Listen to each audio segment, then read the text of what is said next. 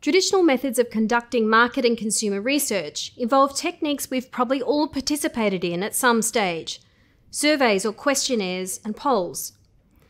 These are examples of quantitative research that is usually structured and generally produces results that can be measured with data or statistics. Perhaps you've participated in a focus group at some stage.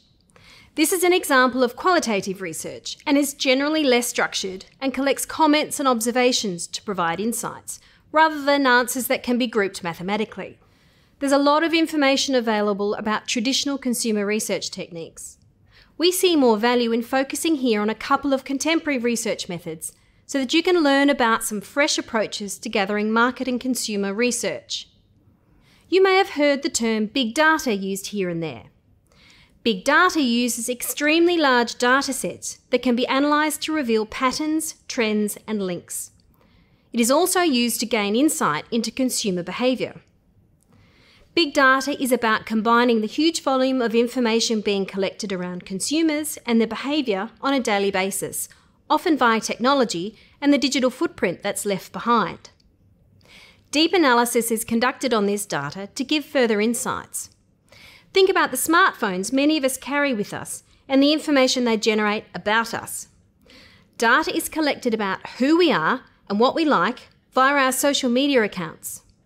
Data about where we are at any given point thanks to the global positioning system tracking in phones.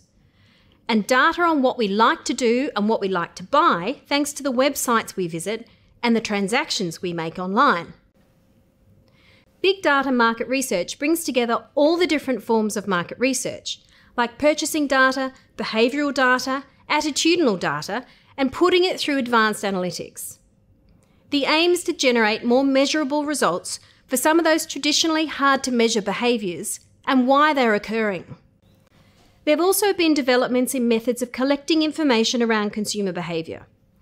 In the Centre for Global Food and Resources, we use a tool called eye tracking for our own consumer research. Eye tracking is a sensor technology that can track exactly where a person's eyes are focused. Data is collected using a remote or head-mounted eye tracker connected to a computer. While the person undertaking the research observes something on the screen, for example, proposed food or wine labels, the camera tracks a number of different occurrences around the direction of the person's gaze, the rotation of the eye, blinking, and even changes in their pupils. There are many different methods of exploring the data collected through eye tracking. The most common is to analyse the visual path of participants' eyes across the image in front of them to determine which features are seen, what captures attention, how quickly the eye moves, what content is overlooked, and what focus is given to which areas. Interestingly, it takes note and measures behaviours we may not even be aware of, things we do subconsciously, making it even more insightful. This research can be used to help determine simple things like which packaging or branding design someone prefers. It can also provide insights into those difficult to measure credence values. For example, does the focus stay on a product's credence claim like organic, or does the price tag receive the most attention? Advanced research techniques like eye tracking can help gather valuable information that more traditional research techniques cannot. Consider the question: do you prefer to buy organic eggs?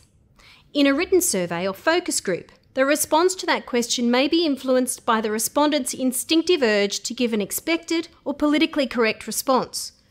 The eye tracking technology will measure where that same person's eyes actually spend the most time and give researchers insight into what will actually influence that consumer's likelihood to make a purchase.